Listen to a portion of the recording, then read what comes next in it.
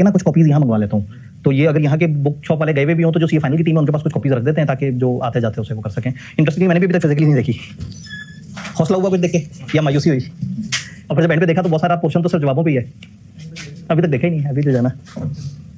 तो शुरू करें पे कहानी। आज मुझे बड़ी खुशी हो रही है इस डिसीजन पे कि हम लोगों ने जो है वो अश्योरेंस का टॉपिक रमजान के लिए रखा था, क्योंकि जो मैं एक्सपेक्ट किया था कहानी तकरीबन वैसी चल रही है, लोगों में आहिस्ता आहिस्ता ठंडक पाई जाती है। तो ठीक है, वो वाली चीज़ें जो ऑडिट में भी पड़ी हुई हैं और तेज़ी से गुजर रही हैं, तो जो नहीं आए उनका शदीद ज़्यादा नुकसान ना हो, लेकिन बहरहाल अगर आ रहे होते सुन रहे होते तो शायद इतना ज़्यादा पढ़ना ना पड़ता। जी, क्लास कितने बजे खत्म होगी? अभी गूगल पे देख लें, फिक्का हनफिया के मुताबिक अफ्तारी का जो टाइम पूरा 6, बस ठीक है। तो बस हम लिख देते हैं जो डेमोक्रेटिकली हमने वो किया था, एंडिंग टाइम 25 मिनट था जी, असूल है 5:35 PM। अच्छा 6:02 है, ठीक है जी। 5:37 हार्ड कैप है, मैं 5:35 पे ना करी घड़ी बिल्कुल ठीक है, तो 4:18 1 मिनट आगे है, ठीक है। इसके मुताबिक मैं 5:35 पे जो है ना वो बस तकरीबन क्लोजिंग कर दूंगा जी। उन्होंने कहा 5:30 बजे कर ले ताकि हम भी घर जाके रोजा खोल लें। याद रहे कि ये क्लास आगे शिफ्ट होने के पीछे सबसे ज्यादा रोल जो है ना वो भाई का था, जो 4 बजे के बाद फारिग हो रहे थे। बहुत सारे शहीद बच्चे 3-3 बजे भी फारिग हो रहे थे। अब ये आपके चक्कर में बेचारे इंतजार करते हैं, तो डेमोक्रेसी पे डेमोक्रेसी है। फिर वो जो है ना उस वक्त आप सब लोगों ने इसके ऊपर वो किया था, इसलिए मैंने इल्जाम अपने ऊपर नहीं लिया था, वरना हर दिन मैं काफी डिक्लेयर हो जाता, हर दिन जो है वो आप लोगों के रोजे खराब करने वाला इंसान मैं बन जाता। तो अब जो है ना ये क्लास ने मजमूई तौर पर डिसाइड किया था। अगर याद करें तो मैं थोड़ा सा अश्योरेंस को क्विकली रिवाइज करूं। हम लोग इस नतीजे पे पहुंचे थे कि अश्योरेंस रीजनेबल भी हो सकती है और लिमिटेड भी हो सकती है। फिर हमने कहा था कि यहाँ हम जिस की बात करेंगे वो अटेस्टेशन एंगेजमेंट होगी। अटेस्टेशन के ऊपर बड़ी सारी बहस हुई थी। फिर हमने कहा था हम अश्योरेंस में आगे बढ़ेंगे और सबसे पहले हमने डिस्कशन शुरू कर दी थी क्वालिटी की। जब हमने क्वालिटी की बात की तो हमने कहा कि क्वालिटी फर्म लेवल की भी हो सकती है और एंगेजमेंट लेवल की भी हो सकती है। फर्म लेवल की क्वालिटी और ओवरऑल क्वालिटी मैनेजमेंट का जो पूरा निजाम है उसके ऊपर ISQM 1 और ISQM 2 ये 2 स्टैंडर्ड आ चुके हुए हैं और आहिस्ता आहिस्ता सीरीज में कुछ और स्टैंडर्ड्स भी आने हैं। ISQM 1 और 2 ऑडिट को डील नहीं करते, all the type of services जो मुख्तलिफ प्रोफेशनल्स परफॉर्म कर रहे होते हैं उनको डील करते हैं। तो ओवरऑल क्वालिटी हमने ISQM 1 और 2 के खाते डाल दी थी और हम उतर गए थे एंगेजमेंट लेवल की क्वालिटी। एंगेजमेंट लेवल की क्वालिटी पे उतरे तो हमने कहा कि आपने रिसोर्सेज अच्छे चूज करने हैं, क्लाइंट की अच्छी अंडरस्टैंडिंग होनी चाहिए और आपने उसके मुताबिक चीजें लेके चलनी है। तो आपका जो रिसोर्स है एंगेजमेंट लीडर प्लस टीम सबके सब कंपिटेंट होने चाहिए। कलेक्टिवली इन सबके पास सस्टेनेबिलिटी की कंपिटेंस हो, एश्योरेंस की कंपिटेंस हो, लेकिन जो एंगेजमेंट लीडर है वो सस्टेनेबिलिटी और एश्योरेंस दोनों का चैंपियन होना चाहिए। टीम कलेक्टिवली हो, लेकिन हो सकता है कुछ लोग सस्टेनेबिलिटी को समझते हो, कुछ एश्योरेंस को समझते हो, कुछ दोनों को समझते हो, कुछ जूनियर्स हो, कुछ सीनियर हो। तो ये थी आपकी एक इंटरनल टीम। फिर आपने कुछ और लोगों से भी सपोर्ट लेनी थी। 3 तरह के लोगों का जिक्र किया था, प्रैक्टिशनर, एक्सपर्ट और इंटरनल ऑडिटर। पहले हमने डिस्कशन की प्रैक्टिशनर पे कि कुछ जगह पे हमें किसी और प्रैक्टिशनर की भी जरूरत पड़ सकती है, तो अगर उसका काम हम यूज करें तो उसके साथ ज्यादातर कम्युनिकेशंस थी। फिर जब हमने एक्सपर्ट की बात की तो हम बहुत गहराई में उतर गए थे कि आप उसको इवैल्यूएट करो, उसको अंडरस्टैंड करो, उसके साथ चीजें एग्री करो, फिर उसके काम को देखो, उसकी असम्पशंस को देखो। वो जो कर रहा है वो आपको नहीं पता, लेकिन इतना अपने आप को एजुकेट जरूर करो कि आपके साथ बहुत बड़ा धोखा ना हो जाए और वो आपको जो काम करके दे आप उसके ऊपर एक रीजनेबल एश्योरेंस प्लेस कर सको। यहाँ पे हमारी गुफ्तगू खत्म हुई थी। यहाँ तक कोई सवाल, कोई कंफ्यूजन, कोई बात जो टेक्स्ट पढ़ के नहीं समझ आ रही, कोई बात जो ग्राफ चार्ट देख के नहीं समझ आ रही? सब क्लियर है? पक्का? सारे चक्कर में बस आगे आगे भागें, किसी तरह से हमारा जो रोजा लग रहा है जो है ना उसमें हमारी मदद करें। ठीक है जी, कहानी को थोड़ा सा आगे बढ़ाते हैं। Using the work of other में जो अब लास्ट छोटा सा एरिया बचता है that is internal auditor. Internal auditor कौन होता है? कौन होता है इंटरनल? इदारे के अंदर बैठा हुआ होता है। क्या क्या रहा होता है? Check and balance, controls. क्या वो अकाउंट्स को देख रहा होता है? अकाउंट्स को भी थोड़ा थोड़ा सा देख लेता है। इंटरनल ऑडिटर आपको याद होगा जब आपने कैफ लेवल पे इंटरनल ऑडिटर के बारे में पढ़ा था तो हमने कहा था कि ऐसा तूफानी आदमी है कि इसको जो मर्जी काम दे दो, जो अकाउंट्स बन रहे हैं उसके पीछे भी इसको चेक एंड बैलेंस पे लगा दो, इसको कंट्रोल्स पे भी लगा दो, इसको बजट पे लगा दो, इसको कॉस्ट कटिंग पे लगा दो, इसको किसी भी डायमेंशन ऑफ एंटिटी पे लगा दो जहां ये देखेगा कि दुनिया की बेस्ट प्रैक्टिसेस क्या है, हमारा इदारा क्या कर रहा है, दोनों के दरमियान गैप क्या है, और बड़ी अच्छी अच्छी रिकमेंडेशन, सजेशंस और ये सारी चीजें प्रोवाइड करता है। तो इंटरनल ऑडिटर सिर्फ अकाउंट्स और सिर्फ अकाउंटिंग कंट्रोल्स को डील नहीं करता है। एक इदारे के अंदर हो सकता है आप HR का निजाम भी ऑडिट करवाएं। तो बहुत सारी जगह पे अगेन जिस तरह से मैंने पहले भी एग्जांपल दी थी कि कोक का जो इंटरनल ऑडिट डिपार्टमेंट है वो सिर्फ कोक की स्ट्रेटेजीज को डील करता है। 5-6 बंदों की सीनियर बंदों की टीम, तकरीबन सारे चार्टर्ड अकाउंटेंट्स, और उनका एक ही काम है कि उन्होंने स्ट्रेटेजीज को ऑडिट करना और बताना है कि स्ट्रेटेजीज में कहां गैप है।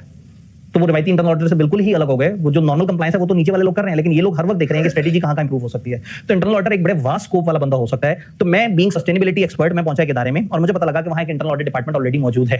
तो क्या उससे मुझे फायदा हो सकता है? अगर एक इंटरनल ऑडिट डिपार्टमेंट मौजूद है तो वहां कंट्रोल्स थोड़े से बेहतर रहे होंगे, वहां पे चीजें निजाम थोड़ा सा अच्छे तरीके से चलता रहा होगा। लेकिन जब मैं इंटरनल ऑडिटर की बात वहां पे जाके करूं कि जी इंटरनल ऑडिटर अगर यहाँ पे मौजूद है तो मौजूद तो है लेकिन वो CFO का सगा भाई है, तो इसका मतलब है वो अकाउंटिंग के हिसाब से इंडिपेंडेंट नहीं है। वो CSO का कोई क्लोज बिजनेस पार्टनर है। ये CSO क्या था? Chief sustainability officer. तो ऐसे में जो सस्टेनेबिलिटी इंफॉर्मेशन प्रिपेयर हुई होगी और उसके पीछे जो कंट्रोल्स की टेस्टिंग हुई होगी उसमें अगर इंटरनल ऑडिटर आया होगा कहीं ना कहीं तो बाइस्ड हो गया होगा। तो अगर मुझे कोई बताता है कि यहाँ ऑलरेडी इंटरनल ऑडिटर मौजूद है तो मैं कहता हूँ कि भाई मुझे 3 चीजें देखनी है। मुझे देखनी है उसकी ऑब्जेक्टिविटी कैसी है, वो जो इंटरनल ऑडिटर वहां पे वो कितना इंडिपेंडेंट है, वो कितने अच्छे तरीके से काम कर रहा है, क्या उसका कोई स्कोप लिमिटेड तो नहीं, कहीं उसको रोक तो नहीं देते, क्या उसको काम करने की भरपूर आजादी है, देन उसकी कंपिटेंस कैसी है। वो ऑडिट को तो जानता है, इंटरनल ऑडिट को जानता है, लेकिन internal audit in the field of sustainability. अब एक बड़ा प्रॉब्लम आ गया है, जब भी मैं अकाउंटिंग में आपसे इंटरनल ऑडिटर की बात करता हूं तो हमारी assumption ये है कि हमारी फील्ड के लोगों को अकाउंट्स का पता होता है, इनको ऑडिट का भी पता होता है। लेकिन जब मैं एक इंटरनल ऑडिटर को in the field of sustainability सोच रहा हूं तो ये भी जानना जरूरी है कि क्या इनका इंटरनल ऑडिटर सस्टेनेबिलिटी की कंपिटेंस रखता है। तो पता लगा कि उनका इंटरनल ऑडिटर जो बड़ा ही जबरदस्त ऑब्जेक्टिव है, बड़ा ही उसका सिस्टमैटिक अप्रोच है, वो डायरेक्टली रिपोर्ट करता है हेड्स को, सस्टेनेबिलिटी कमेटी को डायरेक्टली रिपोर्ट करता है, उसकी रिपोर्ट पर एक्शन भी लिया जाता है, उसने सस्टेनेबिलिटी की सर्टिफिकेशन भी ली हुई है, उसने कुछ टाइम भी गुजारा है सस्टेनेबिलिटी की फील्ड में, और वो बड़े ही डिसिप्लिन तरीके से हर चीज को डॉक्यूमेंट करके काम करता है। अगर ये तीनों के तीनों फजाइल उसमें पाए जाते हैं तो फिर मैं उसका काम यूज कर सकता हूँ। तीनों चीजें इंपॉर्टेंट है, उसकी इंडिपेंडेंस भी, उसकी कंपिटेंस भी, उसकी सिस्टमैटिक डिसिप्लिन अप्रोच भी। फर्स्ट करें ये अप्रोच मिसिंग हो, मैं एंटिटी में गया और मैंने कहा कि मुझे सस्टेनेबिलिटी की इंफॉर्मेशन के ऊपर एश्योरेंस देनी है, तो उन्होंने कहा सर जी मसले कोई नहीं, इसके ऊपर आधा जो आपका स्कोप है उसके ऊपर तो हमारे इंटरनल ऑडिटर भाई साहब 8 महीने से काम कर रहे थे। मैं बड़ा एक्साइटेड हो गया, मैं पहुंचा उनके इंटरनल ऑडिट डिपार्टमेंट के पास, तो पूछा जी क्या डिपार्टमेंट, उन्होंने कहा 20 बंदों का डिपार्टमेंट है। तूफानी हो गया काम। कौन लोग हैं जी टॉप गवर्नेंस में, कौन है जी टॉप गवर्नेंस में सबसे ऊपर जो है वो एक चार्टर्ड अकाउंटेंट है जो 15 साल से मैन्युफैक्चरिंग के इदारे के अंदर बड़ा जबरदस्त तरीके से काम कर रहा था, और वो उनके सिस्टम और उसकी ईआरपी की इंप्लीमेंटेशन और उसके ऊपर भी काम किया था, और उस इदारे के अंदर भी सस्टेनेबिलिटी से रिलेटेड सारी चीजों को इनिशिएट करा के बाद में हमारे इदारे ने उसको हायर कर लिया, और अब इस बंदे की सस्टेनेबिलिटी इंफॉर्मेशन से रिलेटेड कंपिटेंस भी बड़ी जबरदस्त है। ये बंदा भी चार्टर्ड अकाउंटेंट है, 15 साल का तजर्बा भी रखता है, मंझावा आदमी भी है, और इसके नीचे जो लोग हैं इसको उनसे काम कराना भी आता है। फिर मैंने पूछा इस डिपार्टमेंट पे कोई थ्रेट तो नहीं, पता लगा वो थ्रेट भी नहीं है। उसने हमेशा उनको अपने परों में छुपाया हुआ होता है, सीनियर चार्टर्ड अकाउंटेंट है, वो मीटिंग में डायरेक्टर्स के सामने बैठ के बजा बजू देता है सारे लोगों को, और उसको कोई पकड़ भी नहीं पाता। उसकी तनख्वाह के फैसले भी सस्टेनेबिलिटी की कमेटी या डायरेक्टर्स लेवल पे होते हैं कि यार वो बड़ा काम का बंदा है, उसकी डिसीजन मेकिंग एचआर के हवाले नहीं करने। तो इंडिपेंडेंट भी बहुत है, इदारे में भरम भी बहुत है। तो मैं एक्साइटेड हो गया, मैंने कहा ठीक है मैं इसका काम यूज करता हूं। मैं उनके पास गया, मैंने कहा हाँ जी आपने इस एरिया पे काम किया है, मेरा स्कोप था 10 चीजें, पता लगा 6 चीजों पर उन्होंने काम किया है। मैं बड़ा एक्साइटेड हो गया, मैंने कहा जी आपने कैसे काम किया, उन्होंने कहा हमने 200 इंटरव्यू कंडक्ट किए, वो लोग जो कि हमारी सप्लाई चेन में थे और वो लोग जो हमारी फैक्ट्री में काम कर रहे थे, ताकि हम उनसे ये आइडिया लें कि जो इदारे ने सस्टेनेबिलिटी के सोशल क्लेम्स किए हैं ये कितने सही हैं। मैं बहुत एक्साइटेड हो गया, मैं कहा जबरदस्त। तो क्या नतीजा निकला 200 इंटरव्यू के बाद, उन्होंने कहा 87% लोगों ने कहा कि वो बहुत खुश हैं। मैं कहा जबरदस्त, कागज दें। उन्होंने कहा कौन सा कागज।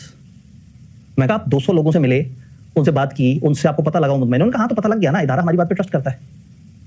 अब क्या मैं एक एक्सटर्नल प्रैक्टिशनर उनके इस हवाई क्लेम को मान लूं। इंतहाई कंपिटेंट लोग हैं, इंतहाई ऑब्जेक्टिव है, इंडिपेंडेंस भी तूफानी लेवल की है, लेकिन क्या मिसिंग है, सिस्टमैटिक एंड डिसिप्लिन अप्रोच नहीं है। मुझे चाहिए मेरे जैसे प्रोफेशनल जो लिख के बात करते हो, जो प्लानिंग से चलते हो, जिनके कुछ वर्किंग पेपर बनते हो, जिनकी कुछ शीटें बनती हो, जिनमें कोई ट्रैक कर सकते हो, जिसमें कुछ ऐसा डाटा हो कल को मुझे पता लगे कि ये मिस्टर मुस्तनसर हुसैन ताड़र से जाके इन्होंने 27 जनवरी को मुलाकात की थी और 27 जनवरी को मिस्टर मुस्तनसर हुसैन ताड़र ने इन 10 में से 8 बातों पे टिक लगाए थे। तो there must be a thing कि मैं अगर इसको क्रॉस वेरीफाई करना चाहूं तो मैं इसी मुस्तनसर हुसैन ताड़र को वो कागज दिखा के उनसे पूछूं कि आपने साइन किया, या उन्हीं से वही सवाल जाके दोबारा पूछ के देख लूं कि ये भाई साहब ने अच्छा काम किया था या नहीं।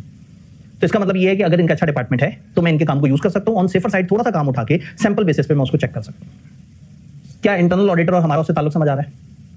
थ्रू आउट इस सारी एक्टिविटी में हमें सब क्वालिटी मैनेजमेंट के उसमें है, कंसल्टेशंस बहुत इंपॉर्टेंट है। कंसल्टेशंस कहां किस लेवल पे किस के दरमियान होनी चाहिए। अगर मैं एश्योरेंस की बात कर रहा हूं, हाँ जी कौन किस के साथ कंसल्टेशंस करे। दो साबित गवर्नेंस के साथ हमें कम्युनिकेशन करनी है। अगेन कंसल्टेशन नहीं, वहां पे हम कम्युनिकेशंस कर रहे होंगे। कंसल्टेशन तो उन सारे लोगों में होती है जो मिलजुल के मसले का हल निकाल रहे होते हैं। सस्टेनेबिलिटी कमेटी के साथ भी डिफरेंट तरह की कम्युनिकेशंस होनी चाहिए। अब अगेन हम उनसे कंसल्टेशन तो नहीं लेंगे ना कि हम कैसे काम करें, ये कंसल्टेशन कहां से लेंगे, मशवरे कहां से लेंगे। ठीक है, एंगेजमेंट पार्टनर शायद एक्सपर्ट से कंसल्टेशन ले रहा होगा, शायद इंटरनल ऑडिटर से थोड़ी सी कंसल्टेशन ले रहा होगा, शायद टीम आपस में कंसल्टेशन ले रही होगी, शायद जूनियर सीनियर से पूछ रहे होंगे, शायद सीनियर मैनेजर से पूछ रहे होंगे, मैनेजर शायद एंगेजमेंट लीडर से पूछ रहे होंगे, एंगेजमेंट लीडर शायद फर्म के क्वालिटी कंट्रोल वालों से पूछ रहा होगा, शायद फर्म के चंद बड़ों से पूछ रहा होगा, शायद फर्म के रेलेवेंट डिफरेंट तरह के डिपार्टमेंट से पूछ रहा होगा। तो थ्रू आउट इसमें हमें देखना होगा कि कौन सी कंसल्टेशन इन्वॉल्व है। Do we require any consultation. अगर हम रिक्वायर करते हैं एनी कंसल्टेशन तो फिर डॉक्यूमेंट करें कि कब कहां किस बंदे ने किस से क्या कंसल्टेशन ली, उसका रिजल्ट क्या निकला, उसको हमने इंप्लीमेंट कैसे किया। तो थ्रू आउट इस क्वालिटी के साइकिल में कंसल्टेशन और उनकी डॉक्यूमेंटेशन काफी इंपॉर्टेंट है। अगर आप याद करें तो हम लोगों ने क्वालिटी मैनेजमेंट के ऊपर एक डिस्कशन शुरू की थी जिसमें हम चलते चलते यहाँ तक पहुंचे हैं। इसमें कोई सवाल, कोई कंफ्यूजन, कोई परेशानी। याद है हमने एक एनवायरनमेंट देना था जिसमें लोग बगैर डरे ऊपर वाले बंदों से पूछ सकें। अगर वो एनवायरनमेंट नहीं देंगे तो फिर क्या होगा, आपकी टीम खराब काम करेगी, साइन आपने करने हैं, नुकसान आपको हो जाएगा। तो इस वक्त थ्रू आउट ये स्टैंडर्ड हम एक एंगेजमेंट पार्टनर की नजर से देख रहे हैं कि हमने चीजों को किस तरह से लेके चलना है। और इन कंसल्टेशंस के साथ आपने डिफरेंट तरह की कम्युनिकेशंस करनी है मैनेजमेंट और दोस्त गवर्नेंस से। उसमें ऑब्वियसली आपको अगर कोई इंटरनल कंट्रोल डेफिशिएंसीज वो आपको बताना चाहिए, आपने आइडेंटिफाई किया, आप उनके ऊपर उनके साथ डिस्कशन कर रहे होंगे। अगर सस्टेनेबिलिटी इन्फॉर्मेशन के अंदर किसी जगह प्रेजेंटेशन में आपको मैनेजमेंट का कोई बाइस नजर आता है कि उन्होंने जान के यहाँ पे सुस्ती दिखाई, चीज सही से प्रेजेंट नहीं की, कुछ चीजें इस तरह से प्लस माइनस करके दिखा दी, कुछ चीजें जान के खराब कर दी, तो आप थ्रू आउट मैनेजमेंट दोस्त गवर्नेंस इश्यूज पे डिस्कशन करेंगे। अगर आपने कुछ मटेरियल स्टेटमेंट आइडेंटिफाई किया, उन्होंने अपना सिस्टम आइडेंटिफाई किया और उसको ठीक नहीं कर रहे तो क्यों नहीं कर रहे, उसको समझने की कोशिश करेंगे। रिपोर्टिंग पॉलिसीज के ऊपर कम्युनिकेशन होगी कि क्या रिपोर्टिंग पॉलिसीज है, किन किन को कैसे रिपोर्ट करना है, रिपोर्ट में क्या क्या चीज होनी चाहिए, डिफरेंट तरह की डिफिकल्टीज क्या है, डिफरेंट तरह के डिसएग्रीमेंट्स। इसका मतलब ये है कि इस पूरे निजाम में जब जब कोई प्रॉब्लम आया होगा, जब जब कोई इशू होगा, तो आपकी और दोषावत गवर्नेंस की, आपकी और मैनेजमेंट की सिग्निफिकेंट कम्युनिकेशन थ्रू आउट रहनी चाहिए। क्योंकि वर्ड यहाँ मटेरियल में स्टेटमेंट आ गया, तो स्टेटमेंट की डेफिनेशन देख लेते हैं। किताब में आपके पास थोड़ा सा आगे पीछे फॉर्मेटिंग के हिसाब से किसी और जगह नजर आ रहा होगा। मिस स्टेटमेंट किसे कहेंगे? अकाउंटिंग में तो मिस स्टेटमेंट आपको याद होगा। मिस स्टेटमेंट क्या होती थी अकाउंटिंग में? जिससे यूजर अफेक्ट हो जाए। ये तो वर्ड मटेरियल हो गया ना। मिस स्टेटमेंट क्या है? एक चीज में गड़बड़ करना। मिस स्टेटमेंट झूठ बोलने को भी कह सकते हैं, सच छुपाने को भी कह सकते हैं, मिस स्टेटमेंट एरर को भी कह सकते हैं, फ्रॉड को भी कह सकते हैं। इरादतन की गई मिस स्टेटमेंट, अनजानी हुई मिस स्टेटमेंट। तो अकाउंटिंग में मिस स्टेटमेंट होती थी कि आपने एक अकाउंटिंग पॉलिसी गलत अप्लाई कर दी, आपने अकाउंटिंग पॉलिसी सिलेक्ट गलत कर दी, आपने डिस्क्लोजर गलत बना दिया। तो फिर यहाँ मिस स्टेटमेंट क्या होनी चाहिए? सस्टेनेबिलिटी के अंदर डिस्क्लोजर गलत दे दिया, रेलेवेंट IFRS S1 S2 को कंप्लाई नहीं किया, डिस्क्लोजर ओमिट कर दिया जो यूजर के लिए जरूरी था जानना, फैक्ट्स गलत डाल दिए, बेंचमार्क गलत यूज कर लिए, कैलकुलेशन क्राइटेरिया गलत यूज कर लिए। तो अगर हम ओवरऑल डेफिनेशन देखें तो a difference between disclosure and appropriate measurement. Appropriate measurement से जो जवाब निकलता और जो डिस्क्लोजर में आप दिखा रहे हैं, उन दोनों के दरमियान डिफरेंस। इसमें इट आल्सो इंक्लूड्स ओमिटेड या ऑब्सक्योर्ड इन्फॉर्मेशन। ओमिटेड तो समझ आती है, मिस हो गई इन्फॉर्मेशन। ये क्या है? ऑब्सक्योर्ड, वाज़ेह नहीं है, जान के आपने उसको थोड़ा सा ऐसे प्रेजेंट किया है कि वो अपना मतलब नहीं क्लियर कर पा रही। ये कहना राइज फ्रॉम एरर और फ्रॉड। तो मिस स्टेटमेंट ये होगी कि जो असल में मेजरमेंट से पता लगा था कि इतने 1000 गैलन पानी इस्तेमाल हुआ है, लिखते हुए उसको कम ज्यादा करके दिखा दिया। इन्फॉर्मेशन इस तरह से दिखाई कि यूजर कंफ्यूज हो जाए और वो वैसे समझे जैसे आप उन्हें समझाना चाह रहे हैं। आपको याद होगा टेस्ला की हम लोगों ने सस्टेनेबिलिटी रिपोर्ट देखी थी, तो उसमें हमने देखा था कि कुछ ऐसी इन्फॉर्मेशन थी जिसको देख के हम लोग मिसलीड हो रहे थे, जिसको देख के हमें लग रहा था कि यही कहना चाह रहे हैं या फलाना कहना चाह रहे हैं। तो मैंने आपको बताया था कि ये सिर्फ एक्सट्रैक्ट है, डिटेल्ड इन्फॉर्मेशन में उन्होंने डिटेल से डिस्क्लोजर में बताया कि ये बैटरी की लाइफ की बात हो रही है और ये गाड़ी की लाइफ की बात हो रही है। अब उन्होंने बताया था कि इसकी बैटरी की लाइफ इसकी गाड़ी की लाइफ का 90% से ऊपर कवर कर रही है। फिर हमने माइलेज वगैरह और उसको देखा था। पता नहीं आप लोगों को कुछ याद है या नहीं। कभी बीच बीच में ना कभी मौका मिले तो उन रिपोर्ट्स को जाके देख लिया करें, वो हमारी गूगल ड्राइव में तो साथ अटैच हैं।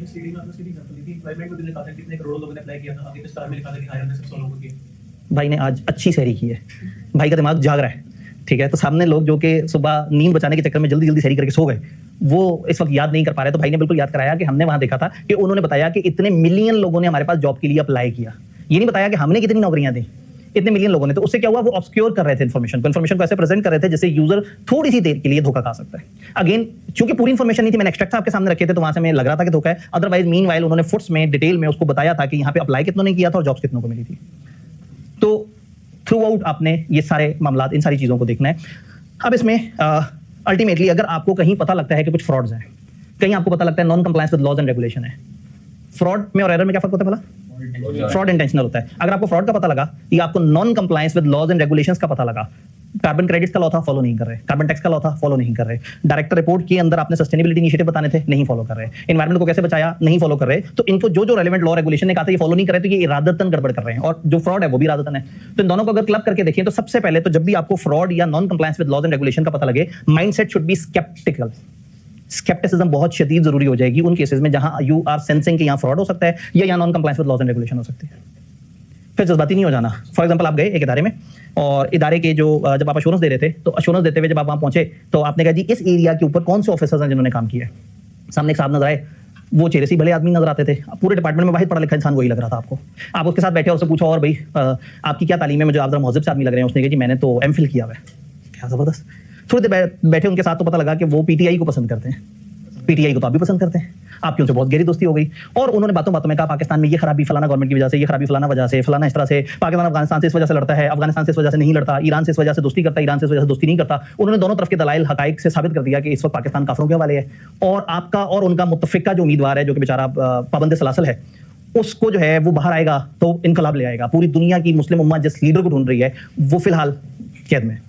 आप फैन हो गए उस बंदे के, अब वो जो बंदा बात करे हर बात लॉजिकल। फिर अचानक से कहीं आपकी टीम में से किसी एक जो है वो अकबर नांदेश जूनियर ने कहा कि सर वो जो गुप्ता साहब है ना जिनके साथ आपकी बड़ी दोस्ती लगती है, मुझे लग रहा है उन्होंने ना कुछ गड़बड़ की है। आपने कहा सोचना भी मत, मेरे कप्तान का चाहने वाला जो है वो मजबूर हो सकता है, बेगैरत नहीं हो सकता। वो जो है वो कोई और मसला हो सकता है लेकिन वो काफिर नहीं हो सकता, वो कातिल नहीं हो सकता, वो खराब नहीं हो सकता।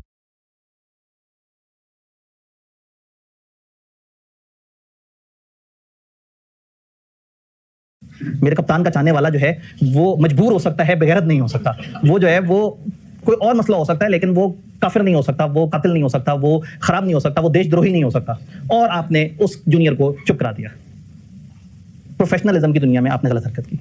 प्रोफेशनलिज्म की दुनिया में आपको अपने ही इमरान खान की भी कोई स्टेटमेंट अगर सुनने को मिले और उस ओरिजिनल एविडेंस उससे क्लैश कर रहा हो, तो एक दफा रुक के जरूर सोचना है कि इस वक्त कप्तान थोड़ा सा लेफ्ट राइट गलत बात कर रहा है, कोई मजबूरी होगी इसलिए कर रहा है, लेकिन कम से कम इतना समझने की सेंस अपने अंदर होनी चाहिए कि मेरी पसंदीदा शख्सियत से भी गलती हो सकती है। तो स्केप्टिसिज्म इज शख्सियत दूर रख दें, एविडेंस की बात करें। स्केप्टिक माइंड, क्वेश्चनिंग माइंड होना चाहिए। आप अपने ही सूबे के वज़ीर आला से पूछो भाई तुम परफॉर्म क्यों नहीं कर रहे, तुम्हारा ये मामला क्या है, किस तरह से, तो स्केप्टिक माइंड नहीं होगा तो फिर क्या होगा, आप बहुत सारे फ्रॉड्स पी जाएंगे, बहुत सारी non compliance with laws and regulation. For example एक नॉन कंप्लायंस हुई है और वहां उन्होंने गवर्नमेंट को सही से नहीं दिखाया, तो आप खुद ही से सोच लेंगे हाँ तो काफिर गवर्नमेंट को क्यों दिखाएं, क्यों पाकिस्तान पे जबरदस्ती मुसल्लत हुई हुकूमत को सच्ची इंफॉर्मेशन दी जाए। बहुत अच्छा किया, हुकूमत डिजर्व करती है कि उसके साथ इस तरह से और उसको गलत रिपोर्ट जाए। ऐसा बंदा तो नहीं ऑडिट कर सकता। एश्योरेंस के लिए तो आप फारिग हो गए। एश्योरेंस के लिए आपके अंदर क्या होना चाहिए, स्केप्टिसिज्म वाला। बट जब फ्रॉड और नॉन कंप्लायंस की बात करते हैं ना, तो सबसे इंपॉर्टेंट चीज है आपका माइंडसेट होना चाहिए प्रोफेशनल स्केप्टिसिज्म वाला, क्योंकि मेडिकल में स्टेटमेंट फ्रॉड की वजह से हो सकती है, not withstanding past honesty of, आपको मैनेजमेंट पे जितना मर्जी भरोसा है, बहरहाल उन लोगों से भी फ्रॉड हो सकता है। इंतहाई नेक मुत्तकी तरीन इंसान फ्रॉड कर सकता है। ये अगर आप नहीं मानेंगे तो फिर आप कभी भी मैनेजमेंट का सही से ऑडिट नहीं कर सकेंगे, यानी एश्योरेंस सही से नहीं दे सकेंगे। तो माइंडसेट समझ आया। अब एक्शन प्रोटोकॉल क्या है। अगर आपको फ्रॉड या नॉन कंप्लायंस पता लगता है तो आप क्या करें, आप देखें कि क्या कोई लॉ या एथिकल रिक्वायरमेंट आपको ये रिक्वायर करती है कि आप इनके अलावा भी किसी इदारे को खबर दें।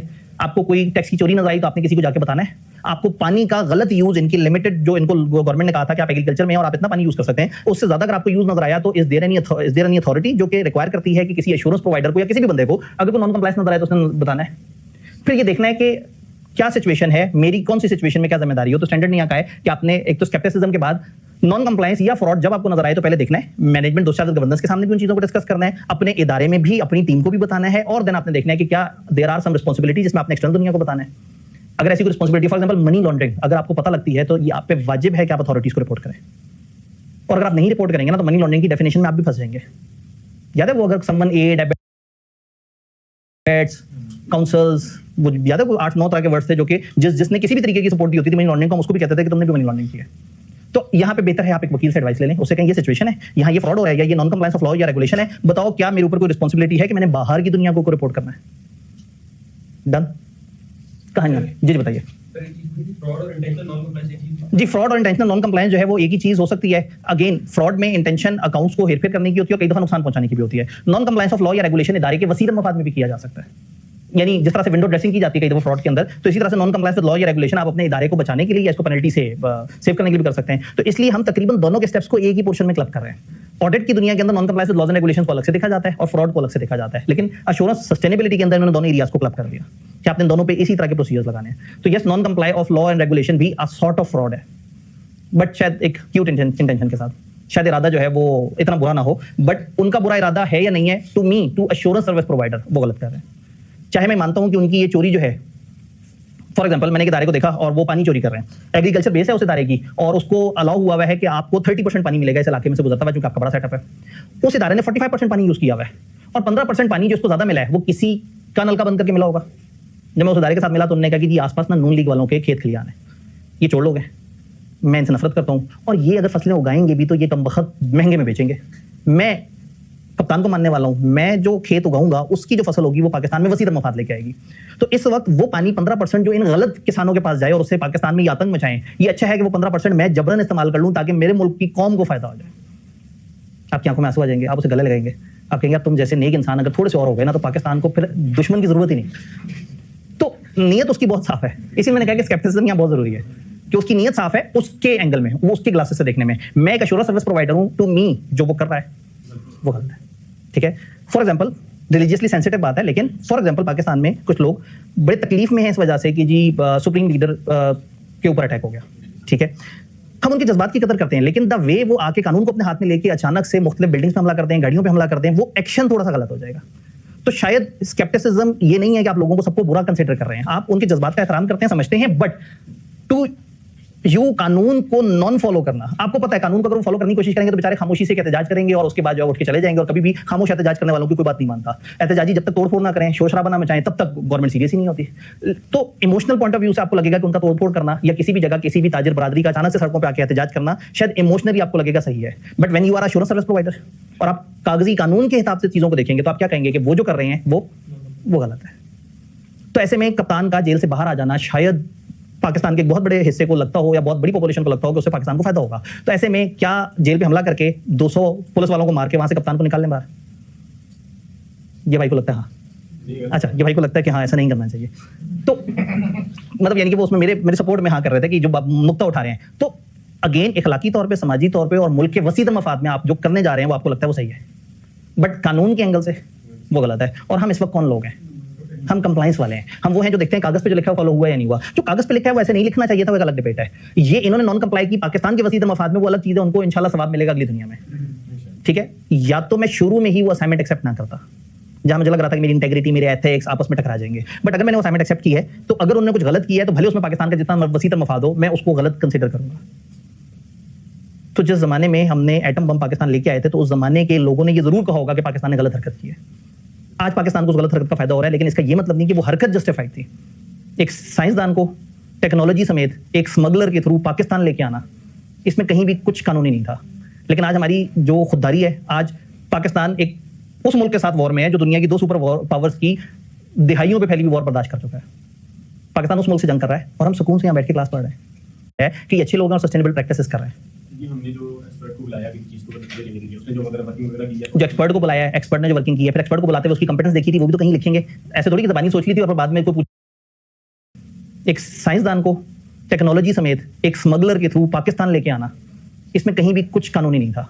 लेकिन आज हमारी जो खुददारी है, आज पाकिस्तान एक उस मुल्क के साथ वॉर में है जो दुनिया की 2 सुपर पावर्स की दिहाइयों पे फैली हुई वॉर बर्दाश्त कर चुका है। पाकिस्तान उस मुल्क से जंग कर रहा है और हम सुकून से यहाँ बैठ के क्लास पढ़ रहे हैं। इसका मतलब है कि कहीं ना कहीं हमारी जो पावर है, या हमारी जो एटॉमिक पावर है, जिससे हम इंटरनेशनल दुनिया से अपने आप को महफूज फील करते हैं, और हमारी फौज वालों की जो पावर है उससे हमें अच्छा लगता है, तो चाहे ये पावर हम तक चोरी वाले तरीके से आई थी। तो आज मैं मानता हूं कि हमारा एटम बम वाली पावर रखना बहुत अच्छा है, लेकिन अगर उस टाइम पे मुझे ही एक एश्योरेंस की असाइनमेंट मिली होती और मैं जितना मर्जी सोचता पाकिस्तान के वसीतर मफाद में, मुझे कागज पे जरूर लिखना था कि पाकिस्तान ने non compliance with international law and regulation किया है। स्केप्टिसिज्म, मैं जज्बात साइड पे रख देता, मैं एविडेंस पे बात करता, मैं सवाल करता और सवाल करके उस पर जवाब देता, तो शायद कुछ अर्से बाद लोग मुझे भी देशद्रोही कहते थे। या तो मुझे इतनी सेंसिटिव असाइनमेंट एक्सेप्ट नहीं करनी चाहिए, जैसे मेरे से पूछा जा रहा हो कि बताओ एटम बम जो चोरी किया पाकिस्तान ने, सही है या गलत है। मैं घुसूँ ना उस चक्कर में। अगर मैं घुस गया तो फिर मुझे कानूनी तौर पर जवाब देना है कि जो हो रहा है वो सही है या गलत है।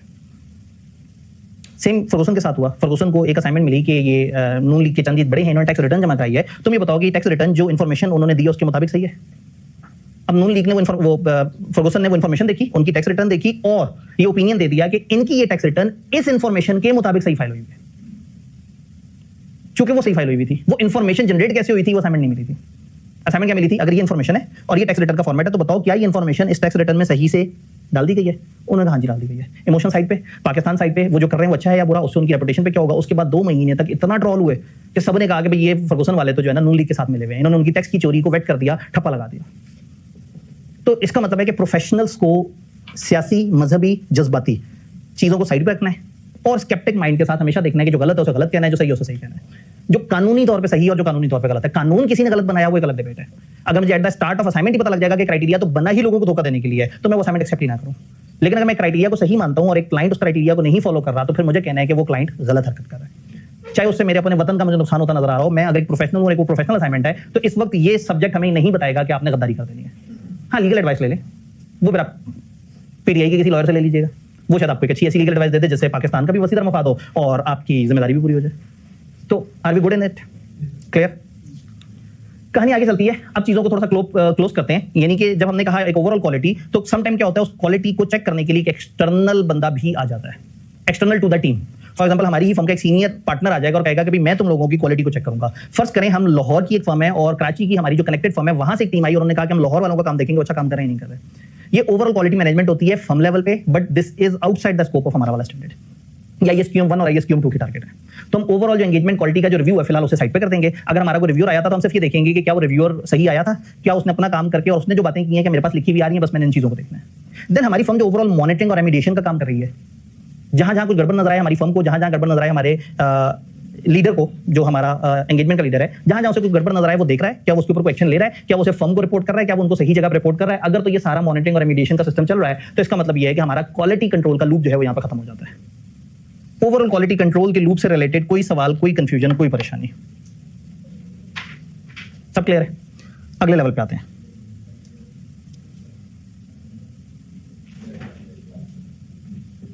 घबराए तो नहीं बैठे? एट एनी गिवन टाइम जहां आप कहेंगे मैं रफ्तार तेज भी कर सकता हूं, लेकिन मैं चाह रहा हूं कि हम टाइम गुजारें इस एक्टिविटी पे। बस मेरा माउस नजर आ जाए तो बाकी सारे मसले हल हो जाए। हमारा सिस्टम अचानक से कहना शुरू कर देता है कि आप गलत सिस्टम पे गलत चीज इस्तेमाल कर रहे हैं। सारी बातें क्लियर है। आप देख रहे होंगे कि आपके पास डिफरेंट पोर्शंस बने हुए हैं। अब मैं डॉक्यूमेंटेशन वाले पोर्शन पे हूँ। डॉक्यूमेंटेशन किसे कहते हैं? डॉक्यूमेंटेशन जो काम किया वो मेरे ख्याल में आपको जगाना जरूरी हो गया। डॉक्यूमेंटेशन से क्या मुराद है? जो हमने काम किया उसको किस तरीके से किया उसको बताने के लिए जो हमने काम किया वो कैसे किया उसको दिखाने के लिए डॉक्यूमेंटेशन। जितने लोग बैठे हैं मैं 2 साइकिल कंप्लीट करूंगा। आपने मुझे कोई ऐसा कागज या ऐसी सॉफ्ट या कोई ऐसी डिटेल बतानी है जो डॉक्यूमेंटेशन की जरूरत है एक सस्टेनेबिलिटी एश्योरेंस देने वाले को। किबला सबसे पहले अगर सबसे पहले डिपार्टमेंट सेक्टर ने हम लोग इंश्योरेंस प्रोवाइड किस चीज की कर रहे हैं? पानी की कर रहे हैं, गैस मतलब पानी की हम केमिकल इंडस्ट्री में मौजूद केमिकल इंडस्ट्री में मौजूद एक कंपनी और उसने अपनी पूरी एक रिपोर्ट बनाई है जिसमें बहुत सारे मैट्रिसेस हैं, जिसमें पानी के भी हैं, सोशल भी हैं, फलाना भी हैं। हम उसके ऊपर एश्योरेंस देने आए हैं, लेकिन बताना एक है, दूसरा तो अगले सेक्टर पे बताना है। जी, अगर पानी यूज करें तो गवर्नमेंट की तरफ से कितना अलाउड है? इसके लॉज एंड रेगुलेशन देखने पड़ेंगे। लॉज एंड रेगुलेशन आपको डॉक्यूमेंट करने होंगे, डिफरेंट तरह की सस्टेनेबिलिटी इन्फॉर्मेशन की कि what are the allowed limits by the government. जी, जो क्वेश्चन हमने लोगों से वो करवाए हैं। अभी थोड़ी देर पहले हम तड़प गए थे जब उस बंदे ने इंटरनल ऑडिटर ने चीजें नहीं बनाई हुई थी। तो हमारे पास डिफरेंट क्वेश्चन होने चाहिए, कुछ हार्ड में भी हो सकते हैं, कुछ सॉफ्ट में भी हो सकते हैं, कुछ फ्लैश कार्ड्स हो सकते हैं और कुछ हमारे पास डॉक्यूमेंटेड हो सकता है। इनका डॉक्यूमेंटेशन इसलिए करेंगे कि आने वाले सालों में हमें फायदा हो सके। ये फायदा है, लेकिन मुझे चाहिए कुछ ऐसा कागज, कोई ऐसी चीज जो मुझे डॉक्यूमेंट करनी है। आप तो फादियत बता रहे हैं, क्या डॉक्यूमेंट करें? आप सस्टेनेबिलिटी एश्योरेंस प्रोवाइडर हैं, क्या कुछ नहीं डॉक्यूमेंट हो सकता? आपने एक चीज बतानी है। जिस इंडस्ट्री में गए उस इंडस्ट्री, वो इंडस्ट्री क्या है, उसकी हैयत क्या है, उसको रेलेवेंट कौन कौन से स्टैंडर्ड्स हैं, क्या उसके ऊपर एसएसबी का कोई स्टैंडर्ड मौजूद है या नहीं, और उस इंडस्ट्री की अपनी सस्टेनेबिलिटी की जो गाइडेंसेस है वो हमारी डॉक्यूमेंटेशन में मौजूद होनी चाहिए। जी, नए सस्टेनेबिलिटी इशू को कैसे एड्रेस करते हैं, रिस्क को कैसे पकड़ते हैं और उसके ऊपर कंट्रोल्स कैसे डिजाइन करते हैं, वो निजाम। जी, क्या क्या डॉक्यूमेंट करें? इन्हें मैं दूसरे सेट में 2 इकट्ठे बता दूंगा। जी, हमारी बेंचमार्क अचीवमेंट है सस्टेनेबिलिटी के ऊपर या जो कंपेटिटिव के मुकाबले में ठीक है, हमारी नहीं, इनकी। हम तो एश्योरेंस प्रोवाइडर हैं। इनकी जो टारगेट्स हैं और इनके जो बेंचमार्क्स हैं वो जो अचीव हो रहे हैं उसकी क्या परसेंटेज है, कंपेटिटर्स की क्या परसेंटेज है, ये भी हमारे पास होना चाहिए। एंटिटी के सप्लायर्स की ड्यू डिलिजेंस रिपोर्ट है, कोई गलत एक्टिविटीज एंटिटी के सप्लायर्स की ड्यू डिलिजेंस, एंटिटी के सप्लायर की उस तरह की रिपोर्ट्स या उस तरह की सर्टिफिकेशन जिसमें हमारे दायरे वाले का हम इसलिए भरोसा कर रहे हैं कि उन्होंने फलाना से सर्टिफाई करवाया है कि अच्छे लोग हैं और सस्टेनेबल प्रैक्टिसेस कर रहे हैं। ये हमने जो एक्सपर्ट को बुलाया कि चीज को बदलने के लिए उसने जो वगैरह वर्किंग वगैरह की है, जो एक्सपर्ट को बुलाया है, एक्सपर्ट ने जो वर्किंग की है, फिर एक्सपर्ट को बुलाते हुए उसकी कंपेटेंस देखी थी, वो भी तो कहीं लिखेंगे। ऐसे थोड़ी कि ज़बानी सोच ली थी और बाद में कोई पूछेगा तो बता देंगे। लिखें कि ये बंदा था, ये इसकी क्वालिफिकेशन थी, ये इसका तजर्बा था, ये इसका डिपार्टमेंट कर रहा था, मैंने यूं इंश्योर किया कि इंडिपेंडेंट है, ये इसका काम था, इस पे मैंने ये प्रोसीजर लगाया और मैं इस नतीजे पे पहुंचा। तो एक एक्सपर्ट के ऊपर आप 6-5 डॉक्यूमेंट कर सकते हैं। उनके मैन्युफैक्चरिंग प्रोसेसेस के फ्लो चार्ट बनाएं, डायग्राम्स बनाएं, देखें कि कहाँ लूप होल्स हैं, कौन-कौन सी जगह पे ब्रीच हो सकती है, कौन-कौन सी जगह पे कोई सस्टेनेबिलिटी की नॉन कंप्लायंस हो सकती है। सस्टेनेबिलिटी कमेटी की मीटिंग के मिनट्स बड़ा इंपॉर्टेंट है जानने के लिए कि वो कितना काम कर रहे हैं। जो डिस्पोजल्स हैं उनको देखें और डिस्पोजल्स का डाटा हो और अप्रूव लिमिट का डाटा और उसका कंपैरिजन और वो सारी वर्किंग हमारे पास महफूज होनी चाहिए। कंपेटिटर्स को क्या देखेंगे? कंपैरेटिव्स, उन्होंने कहा कंपैरेटिव्स भी हमारे पास होने चाहिए। तो कहीं ना कहीं हमारे पास पिछले साल की सारी सस्टेनेबिलिटी इंफॉर्मेशन जो विजा विज इसके साथ मैच कर रही हो या इसको करस्पॉन्ड कर रही हो वो भी डिटेल हमारे पास मौजूद होनी चाहिए। एक्सेप्टेंस और कंटीन्यूअस की जो प्रोसीजर लगाए थे वो डॉक्यूमेंट होने चाहिए। केमिकल्स कौन कौन से इस्तेमाल हो रहे हैं, उनसे हार्मफुल कौन से? केमिकल इंडस्ट्री को समझें, उसमें है केमिकल्स कौन से हैं, उनमें से हार्मफुल कौन से हैं, उनमें से ये कितने यूज कर रहे हैं, उनके यूज करने की परसेंटेज क्या और गवर्नमेंट की क्या लिमिट्स हैं, ये सारी बातें। क्लाइंट से जो कम्युनिकेशन और initial communication through out the engagement communication वो डॉक्यूमेंट करें। जो वेरिफिकेशन के प्रोसीजर्स परफॉर्म किए हो उनको डॉक्यूमेंट करें। क्लाइंट की जो न्यू इन्वेस्टमेंट्स हैं नई जगह पे या जो कहते हैं इतना कैपेक्स लगाएंगे अपनी सस्टेनेबिलिटी के ऊपर, उस कैपेक्स को वेरीफाई करें। कोई रिसाइकलिंग प्लांट लगाया, कोई इस तरह का क्लेम है, उसको जाके वेरीफाई करें। 2 पॉइंट्स बताने। प्रोफेशनल जजमेंट हमें कहाँ एक्सरसाइज करनी पड़ी? क्लाइंट ने हमें ये डाटा दिया था, ये इन्फॉर्मेशन थी और वहाँ हमने कैसे सोचा कि ये सही है या गलत है। तो प्रोफेशनल जजमेंट मौके की जजमेंट है ना, आपको तो पता है आपने क्या सोचा था। आज से 3 साल बाद आपका कागज देखेगा कोई, उसे तो नहीं पता लगेगा। तो यस, प्रोफेशनल जजमेंट हमने कहाँ एक्सरसाइज की, क्या स्टेट्स थे और हम किस नतीजे पे पहुंचे थे। एक हो गया गुड। लीगल रिक्वायरमेंट, डिफरेंट तरह के लॉज एंड रेगुलेशन जो सस्टेनेबिलिटी को लिंक कर रहे हैं उनकी डिटेल हमारे पास होनी चाहिए। मटेरियलिटी लेवल क्या सेट किया है ये डॉक्यूमेंट होना चाहिए। ये अच्छा है, पता है, इससे आप जाके रहेंगे। मुझे पहले हो रहा था कि सामने बेचारे रोजादार हैं, तंग होंगे, परेशान होंगे, चलो ठीक है एक रोजादार तकलीफ में, बाकी तो सुकून में बैठे रहे, लेकिन मेरे ख्याल में जगाना जरूरी हो गया। एचआर की डिफरेंट तरह की पॉलिसीज, क्योंकि उसमें से सोशल बहुत सारी चीजें निकलानी है। सस्टेनेबिलिटी तो पूरी तीनों तरह की चीज है ना। इंटरनल ऑडिटर से जब हम काम ले रहे थे तो वो क्या काम था, हमने उसको कैसे चेक किया था। अगर एक तीसरा साइकिल चलता तो इन्होंने अनदर प्रैक्टिशनर से जो काम ने किया उसको वो करना था। इन्होंने एक डोमेन पकड़ लिया, इन्होंने कहा ये मेरा एरिया इधर जाना है, ठीक है गुड है जी। स्कोप ऑफ असाइनमेंट भाईजान, हमारा वो टर्म्स ऑफ रेफरेंस क्या था, हमारा एंगेजमेंट लेटर क्या था, हमारी बातें क्या तय हुई थी, ये भी तो डॉक्यूमेंट करना है। एश्योरेंस के दरमियान जो रिस्क आए वो बताएं, फिर रिस्कों के जो रिस्पॉन्स हमने लिए वो बताएं। सैंपल, हमने डिफरेंट तरह की प्रोसीजर लगाते हुए जो सैंपल लिया वो सैंपल की आइडेंटिफाइंग कैरेक्टरिस्टिक्स, ये क्या होती है आइडेंटिफाइंग कैरेक्टरिस्टिक? भाई उन्होंने कहा हमने 200 बंदों से इंटरव्यू किया, कौन कौन सा बंदा था, किसके दिन इंटरव्यू किया था, क्या क्या सवाल पूछे थे। ये आपके सैंपलिंग के प्रोसीजर के जो डॉक्यूमेंटेशन है वो इस काबिल हो कि आपको पता लगे कि अच्छा ये ऐसे करके यूं हुआ था, ठीक है जी। किस किस एरिया पे फ्रॉड सस्पेक्ट हो रहा है वो उसके बारे में वर्किंग, ग्रीन फाइनेंसिंग से रिलेटेड जो मैटर्स हमारे सामने आए हैं। तो यस, डॉक्यूमेंटेशन में आप काफी कुछ ऐड कर सकते हैं। तो पहले अगर मैं आपको ओवरऑल थोड़ा सा मैप दिखाने की कोशिश करूं तो एंटिटी की प्रोफाइल पे बात हो सकती है, size and complexity of entity क्या है, फिर एंगेजमेंट के स्कोप पे बात हो सकती है कि मैं रीजनेबल वाले पे हूं या लिमिटेड वाले पे हूं, अगर लिमिटेड है तो कम होगा, रीजनेबल है तो ज्यादा होगा, रिस्क प्रोफाइल इनकी कितना रिस्क ऑफ मेटीरियल स्टेटमेंट कौन कौन सी एरिया खतरनाक है, फिर एविडेंस के वेट्स कितने एविडेंस हासिल हुए, कौन कौन से सफिशिएंट अप्रोप्रिएट हमें लग रहे हैं, देन क्या क्या एनोमलीज आई, क्या एक्सेप्शंस आई, क्या प्रॉब्लम्स आई। आपके पास ये लिस्ट फॉर्म में, मेरे पास ये डायग्राम की फॉर्म में, क्योंकि आप सामने बैठे हुए हैं और आपके लिए जो कि आपने पढ़ना है और मैंने जो कि प्रेजेंट करना है, तो मैं नोटबुक एल्बम के साथ चल रहा हूं और आप लोग जो है वो फिजिकल कागज के साथ चल रहे हैं। जॉब खत्म हो जाएंगी, आखिरी फिजिकल कागज था जो आपको मिला, अब किताब आ चुकी है। शुरू में क्लास में जरा कम लोग आए हुए थे तो किताब आई भी है, फिजिकली हम भी कुछ सेट यहाँ पे मंगवा के रख लेंगे, लेकिन एक भाई ने किताब फिजिकली हमें दिखाई जिससे ये एक्चुअल एश्योरेंस मिल गई है कि फिजिकली वो किताब ले चुके हैं और वो मौजूद है। ठीक है, डिफरेंट जगह कि जहां जहां आपको जजमेंट लगानी पड़ी, कौन कौन सी जगह एविडेंस काफी नहीं थी और कहां कहां आपने खुद से वर्किंग की, और देन क्या मेथोडोलॉजी थी, क्या टूल्स थे, क्या वर्किंग थी, ये सारी चीजें आइडियली आपकी एक अच्छी डॉक्यूमेंटेशन के अंदर होनी चाहिए। अच्छी डॉक्यूमेंटेशन की क्वालिटी ये है कि एक्सपीरियंस प्रैक्टिशनर स्टैंडर्ड पे पूरा उतरती हो।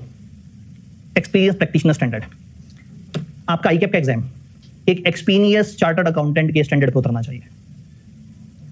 आपने जो राइटिंग हमारे पास की उसके बाद ऐसा नहीं हुआ कि मैं एक दिन आया और मैंने कहा हाँ भाई मिस्टर इम्तियाज आपने ये लिखा है, क्या लिखना चाह रहे थे? उसने कहा सर मैं यूं सोच रहा था। मैं कहा जो लिखा है वो तो बड़ा अजीब सा है। उसने कहा नहीं सर आप इस नजर से पढ़े। मैंने उस नजर से पढ़ा, मैंने कहा हाँ यार अच्छा लिखा, टिक लगाया, नंबर दे दिए।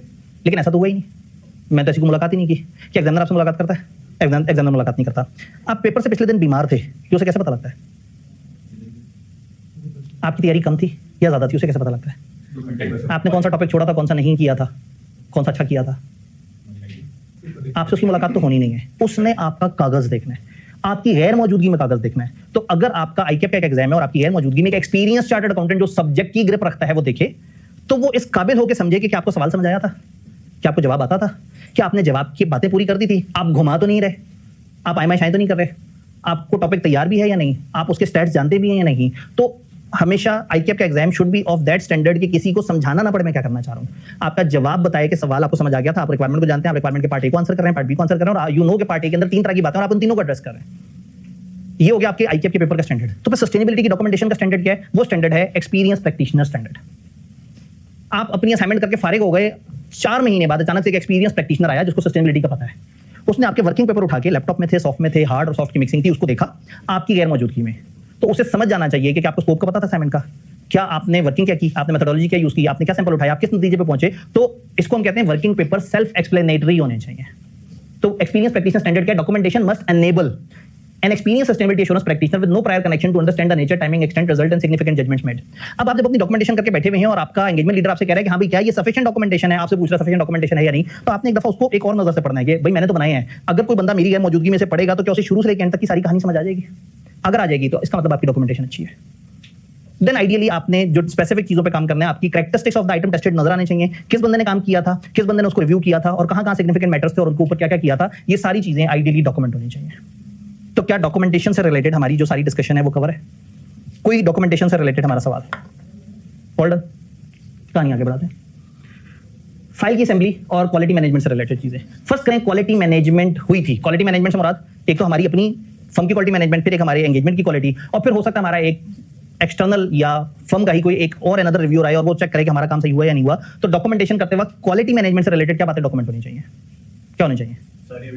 सारे एविडेंस इकट्ठे हुए या नहीं हुए, सिग्निफिकेंट डिस्कशंस हुई या नहीं हुई, कंसल्टेशंस ली गई थी या नहीं ली गई थी, क्या रिव्यूअर भाई आए भी थे या नहीं थे जी, उसने टीम की कंपेटेंस चेक की थी तो वो थी या नहीं थी, उसने क्या प्रोसीजर लगाए थे, उसके क्या रिजल्ट निकले थे, उससे हमारी रिपोर्ट पे क्या फर्क पड़ा था। तो टेक्निकली एथिकल कंप्लायंस और से रिलेटेड क्या इश्यूज आइडेंटिफाई हुए थे ड्यूरिंग क्वालिटी मैनेजमेंट और रिजॉल्व कैसे हुए थे, इंडिपेंडेंस और इस तरह की चीजें देखी गई थी यानी एक्सेप्टेंस और कंटीन्यूअस ऑफ क्लाइंट रिलेशनशिप किस तरह से हुए थे नहीं, और जो भी कंसल्टेशन टीम के बिटवीन हुई हैं वो कौन सी थी, क्या थी, किस तरह से ली गई, सब कुछ हो गया। जैसे ही आपके एंगेजमेंट पार्टनर ने, एंगेजमेंट लीडर ने जैसे ही रिपोर्ट इशू की सस्टेनेबिलिटी की, टीम में 4 बच्चे बैठे हुए थे, उन्होंने खुशी से याहू का नारा लगाया और कमरे में सारा सामान फेंक के और क्लाइंट को छोड़ के चले गए। क्योंकि रिपोर्ट तो दे चुके, मैं कुछ करना तो नहीं, फाइल्स बनानी है, उनको सफाई सुथराई से गुजरना है, क्योंकि पता नहीं अगले क्लाइंट आपका एलोकेट होंगे लेकिन पिछले क्लाइंट को क्लोज भी तो करना है। तो during the scope of engagement तो कोई चीज किसी के लैपटॉप पे थी, कोई किसी कागज पे थी, कोई किसी बॉक्स फाइल में थी, कोई क्लाइंट की टेबल पे पड़ी थी, कहीं फोटोकॉपी देखी थी, कहीं सिस्टम से आंखों से आपने चीज देख ली थी। आप तो एश्योरेंस हासिल करते करते कुछ देसी तरीके पे भी चल रहे थे, लेकिन कल को कोई आपकी फाइल देख के समझेगा आपने काम सही किया नहीं किया, तो now this is the time कि आप एक फाइनल असेंबली की तरफ आए, आप डॉक्यूमेंटेशन को after assurance report date timely अच्छे तरीके से असेंबल कर लें, और आपका जो भी रिटेंशन पीरियड आपको कोई भी लॉ रिक्वायर करेगा कि आपने सस्टेनेबिलिटी से रिलेटेड इन्फॉर्मेशन इतने अरसे तक अपने पास संभाल के रखनी है, तो उतने अरसे तक आपके पास वो डॉक्यूमेंटेशन संभाले रहने चाहिए। जी अभी अगेन जैसे मैंने कहा कि ऑडिट में तो टाइमलाइन डिफाइन किया हुआ है, ऑडिट के अंदर तो हमारे पास बहुत सारे स्टैंडर्ड अवेलेबल हैं। तो जो 230 स्टैंडर्ड है वो कहता है कि भाई आप ये देख लें कि या 5 साल या मुल्क के लोकल लॉ की क्या रिक्वायरमेंट है, और मुल्क का लोकल लॉ कंपनी एक्ट की फॉर्म में आ जाता है। वो कहता है कंपनियों से रिलेटेड इन्फॉर्मेशन जिसके पास भी वो कितने अरसे तक संभाल के रखनी है, वो 10 साल तक संभाल के रखनी है। टैक्सेशन का लॉ कहता है कि 6 साल, या अगर कोई लीगल केस चल रहा हो। तो इसी तरह से ऑडिट के अंदर तो हमारे पास ऑडिटिंग का ISA 230 भी मौजूद है, बट इनके अभी बहुत ज्यादा स्टैंडर्ड्स नहीं आए इंश्योरेंस की। अभी तो सिर्फ ये पहला आया है जो ओवरऑल बेसिस बता रहा है। तो जब आएगा जो वो रिटेंशन पीरियड बताएगा हम उसे देख लेंगे, अदरवाइज इस वक्त अगर किसी मुल्क के लॉ की कोई रिक्वायरमेंट है उस इन्फॉर्मेशन से रिलेटेड हम उसे फॉलो करेंगे। तो एक तो बहुत बड़ा प्रॉब्लम ये है कि हम वो चीज पढ़ रहे हैं जो अभी खुद भी ट्रांजिशन में बेचारी, तो बहुत सारी चीजें भी आएंगी, बहुत सारे स्टैंडर्ड भी आगे आने हैं, लेकिन कम से कम हमें बेस स्टैंडर्ड और बेस चीजों के बारे में पता है। ये बात समझ आई? आफ्टर असेंबली अगर कोई मॉडिफिकेशन आ जाए, सारी चीजें हो गई थी, बाद में आपको 1-1.5 महीने बाद और एविडेंस मिला और आपने जरूरी समझा कि ये एविडेंस भी मेरी फाइल कैसा बनना चाहिए, तो बस जाएं आराम से डबल क्लिक करें फाइल को, पिछली डिलीट करें, नई पेस्ट करें और खत्म कहानी, है ना? लॉग मेंटेन होना चाहिए, कब कहां किसने कौन सी इंफॉर्मेशन प्लेस की, किसके कहने पे हम अपनी डेटाबेस में दोबारा उतरे, उसमें से कौन सी फाइल एक्जेक्टली डिलीट की, और जो डिलीट हुई फाइल है वो भी कुछ अर्से तक संभाल के रखनी है। किसने डिलीट की, क्यों डिलीट की, उसका पीछे ऑथराइजेशन होना चाहिए। जब आपके फर्म के आपके ऑर्गेनाइजेशन के सर्वर पे इन्फॉर्मेशन पड़ी हुई है, तो वहां से अगर किसी भी चीज को मॉडिफाई किया जाता है तो उसके पीछे पूरी वो होना चाहिए डॉक्यूमेंट का स्पेसिफिक रीजन, कौन चेंजेस लेके आया, किसने उनको रिव्यू की, कब वो चेंजेस आई, वो क्या चेंजेस थी, उन सारी चीजों को अच्छे तरीके से डॉक्यूमेंट किया जाए। एक तो मतलब फिर ऑडिट वाली बात है कि वो दो ही मिस्टेक है। एक तो आपको कागज वगैरह ऊपर नीचे करना, उसका तो कोई 2 महीने की टाइम पीरियड था, उसमें आप कर सकते हो, ठीक है। जो दूसरा है इसमें आप डॉक्यूमेंट में चेंज करते हैं, उसमें आपको ये सारे काम करना है। अब अगेन वही वाली बात है कि डिपेंड करता है कि मॉडिफिकेशन किस तरह की है। पोस्ट असेंबली जो मॉडिफिकेशन है, आपने असेंबल कर लिया, एक दफा एक फाइल बना दी है, वो जो दोनों तरह की चेंजेस का आप जिक्र कर रहे हैं, दोनों सूरतों में उसका लॉग मेंटेन करना था। अगर आप जाके भी ऑडिटिंग स्टैंडर्ड पढ़ें तो उन्होंने बताया 2 अलग-अलग फेजेस में, लेकिन दोनों के अंदर की बातें वही हैं सारी, कि बताएं कब कहां किसने किस वजह से किस स्टैंडर्ड की कंप्लायंस करते हुए चेंज लेके आया, और वो चेंज क्यों थी और उसके बाद क्या हुआ, क्या डॉक्यूमेंटेशन पे मैं टिक लगा सकता हूं। अब उतरते हैं इदारे के अंदर, बहुत बार की बात हुई, क्वालिटी में याद करेंगे वो करेंगे। अब हम क्लाइंट के पास पहुंचे और क्लाइंट ने हमें कहा भाई ये हमारा काम करोगे। हमने कहा अच्छा, हमारी कुछ प्री कंडीशंस हैं। उसने कहा क्या प्री कंडीशन है? आपने कहा मैं कुछ चीजों पे अंडरस्टैंडिंग लेना चाह रहा हूं, अगर वो अंडरस्टैंडिंग मुझे मिल गई और चीजें मुनासिब लग रही हुई तो इसका मतलब है मैं आपकी अश्योरेंस की ये असाइनमेंट पकड़ सकता हूं। उन्होंने कहा तय कर लेते, लिख लेते। मैंने कहा नहीं, बाद में लिखेंगे, पहले मेरी कुछ प्री कंडीशन है। ये कहां से आ गई? हमने अभी तक एक्सेप्टेंस एंड कंटीन्यूअस के प्रोसीजर देखे थे, और वो देखे थे क्वालिटी के साइकिल के अंदर कि अच्छी क्वालिटी की एश्योरेंस तब होगी जब एक्सेप्टेंस और कंटीन्यूअस के वक्त हम क्लाइंट को और अपने आप को अच्छी तरह से देख लेंगे। अब हम अंदर उतरे, उन्होंने कहा कि जी आज आपने हमारी जो है ना वो S2 के मुताबिक हमने ये वाली सस्टेनेबिलिटी रिपोर्ट बनाई है, या हमारे ये अकाउंट्स के अंदर हमने ये एक्स्ट्रा डिस्क्लोजर दिए हैं 15 सफे के। S2 आपका फ्रेमवर्क है, ये डिस्क्लोजर्स हैं, हमारा इदारा है, आओ हमारा काम करो। तो सबसे पहले मैं प्रिलिमिनरी नॉलेज लेना चाहूंगा, अंडरस्टैंड करूं कि सस्टेनेबिलिटी इंफॉर्मेशन जो रिपोर्ट होनी है वो क्या है, उसका स्कोप क्या है, और मैनेजमेंट से पूछूं कि मुझे आइडेंटिफाई करके दो कि what exactly is that information. क्योंकि मैंने सस्टेनेबिलिटी पे काम नहीं करना, मैंने सस्टेनेबिलिटी की इंफॉर्मेशन पे काम करना है। तो उन्होंने कहा हमारे फाइनेंशियल स्टेटमेंट पेज नंबर 56 पे खत्म होते हैं, पेज 57 पे एक सेपरेटर है, पेज 58 से लेके 70 फलाना तक ये जो 15 पेजेस हैं, इसमें है सस्टेनेबिलिटी की क्लाइमेट रिलेटेड इंफॉर्मेशन। ये आपका स्कोप है। तो ऐसा नहीं है कि मैं जाऊं और वो कहें जी आपने सस्टेनेबिलिटी इंश्योरेंस देनी, मैं कहूं बस अब मुझे पता मैंने क्या करना है। मुझे शुरू में समझना है कि एग्जैक्टली क्या स्कोप है, मुझसे क्या मांगा जा रहा है, मुझसे सारी की सारी इंफॉर्मेशन नहीं, फाइनेंशियल्स के एंड पे दिया हुआ वो 15 सफे का annexure which is dealing with S2, मैंने उस पे काम करना है। फिर मैं रोल वो करूंगा, इवैल्यूएट करूंगा, भाई मैनेजमेंट का इसमें क्या किरदार है, दो साइड गवर्नेंस का क्या किरदार है, एंगेजिंग पार्टी का क्या किरदार है। बेसिकली यहाँ पे 3 पार्टी रिलेशनशिप होता है। एक प्रैक्टिशनर है जो सर्विस प्रोवाइड कर रहा है, एक यूजर्स हैं जिनको सारी इंफॉर्मेशन से फायदा हो रहा है, normally users of the financial information जो होते हैं उसी तरह के users of the non financial या सस्टेनेबिलिटी इंफॉर्मेशन होते हैं, और तीसरी है एंगेजिंग पार्टी। यहाँ पहले कुछ और लिखा करते थे, 3 पार्टी रिलेशनशिप में यहाँ कुछ और होता था ऑडिट की दुनिया में। नहीं खुदा का खौफ है, 3 पार्टीज का आपस में रिलेशन, मैनेजमेंट।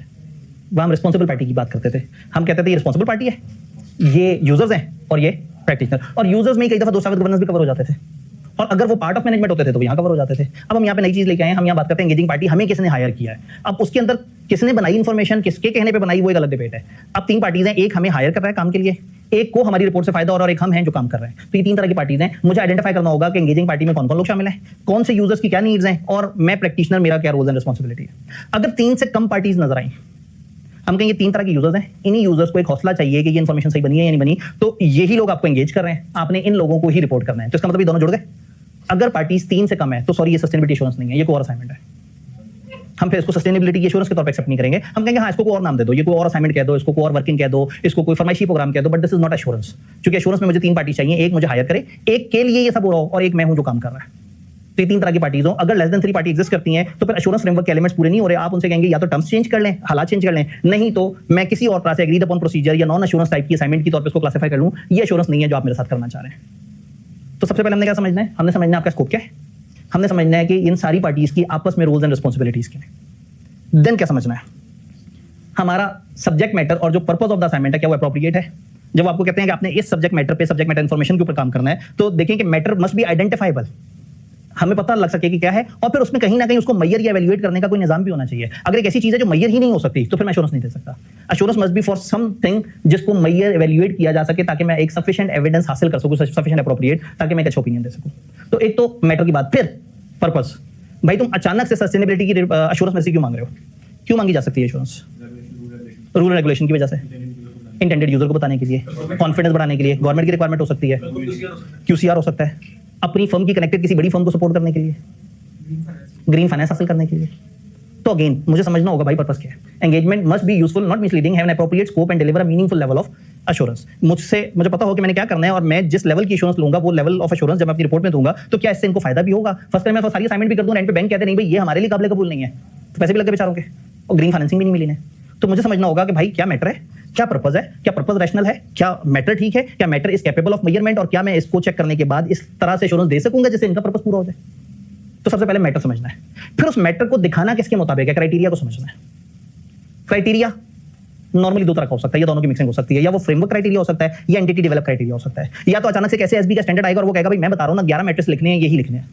तो हो सकता है S2 आ जाए और S2 कहते हैं कि भाई आपने मैट्रिसेस के पोर्शन में ये लिखना है, गवर्नेंस के पोर्शन में ये बातें करनी है, स्ट्रेटेजी में ये 5 तरह की बातें करनी है। अगर आप गौर से देखें तो जब मैं स्ट्रेटेजी के अंदर के डिस्क्लोजर बनाने के बारे में सोचता हूं तो फ्रेमवर्क ज़हन में होता है। तो कुछ ऐसे क्राइटेरिया होंगे जो आपको फ्रेमवर्क देंगे, जो आपको पूरा निजाम बताएंगे। तो नॉर्मली लॉ, रेगुलेशन या स्टैंडर्ड सेटिंग बॉडीज या मुख्तलिफ तरह के ऑथर्स या मुख्तलिफ तरह के टेक्निकल जो आर्टिकल्स रिलीज आएंगी उसमें आपको मिलेंगे फ्रेमवर्क क्राइटेरिया। और कुछ क्राइटेरियाज क्या होंगे, एंटिटी ने खुद से कहा होगा कि हम पानी को यूं मेजर कर लिया करेंगे, फलाना को यूं मेजर कर लिया करेंगे, हमारे पास हायरिंग कितनी हो रही है, हो सकता है उसके ऊपर एक निजाम हो, और समटाइम मिक्सिंग हो सकती है, mix of framework and entity develop. तो अब समझेंगे कि इनका क्राइटेरिया क्या, क्राइटेरिया अगर फ्रेमवर्क वाला है तो मैं इजी हो जाऊंगा ज्यादा। भाई अगर क्राइटेरिया में वो कहते हैं SASB वालों ने ये स्टैंडर्ड बनाया है तो मेरी नजरें एहतराम से झुक जाएंगी, मैं कहूंगा चंद बड़ों ने बड़ी रिसर्च के बाद एक क्राइटेरिया बनाया होगा तो मुनासिब ही क्राइटेरिया होगा। लेकिन अगर एंटिटी डेवलप क्राइटेरिया मुझे पता लगे, अब क्या ये क्राइटेरिया पर्पस पूरा कर रहा है, क्या इस क्राइटेरिया की बेस पे जो इन्फॉर्मेशन जनरेट होगी वो रेलेवेंट होगी, क्या उसमें कंप्लीटनेस होगी, क्या रिलायबिलिटी होगी, क्या न्यूट्रलिटी होगी, क्या अंडरस्टैंडेबिलिटी होगी। ये 5 बातें आपने कहीं और भी पढ़ी हैं या ये वन में भी आती हैं। अकाउंटिंग भी करते वक्त हम कहते हैं कि आपकी financial statement relevant, completeness, reliability, neutrality, understandability से भरी होनी चाहिए। इसी तरह की इन्फॉर्मेशन जगह जगह एश्योरेंस के स्टैंडर्ड में भी है। तो जब भी किसी क्राइटेरिया का अगर कोई इंटरनेशनल स्टैंडर्ड मौजूद है तो मेरे लिए वाजिब एहतराम है, और अगर इंटरनेशनली लोकल वर्किंग है तो फिर मैं अपने तौर पर देख लूं कि क्या उससे जनरेट होने वाली इन्फॉर्मेशन इन 5 चीजों को पूरा करती है, और क्या ये क्राइटेरिया उस यूजर के पास भी अवेलेबल होगा जिससे यूजर देखेगा कि इनकी इन्फॉर्मेशन सही बनी है नहीं बनी। फॉर एग्जांपल हम यूजर को कहेंगे ये जो आपके सामने इन्फॉर्मेशन आ रही है sustainability that has been developed using a very suitable criteria, और वो सूटेबल क्राइटेरिया ना दे तो ये गलत बात है। Practitioner will make it sure कि जो इन्फॉर्मेशन है वो भी सही होनी चाहिए, जो क्राइटेरिया वो भी ठीक होना चाहिए, और क्राइटेरिया की लोगों तक एक्सेस भी होनी चाहिए।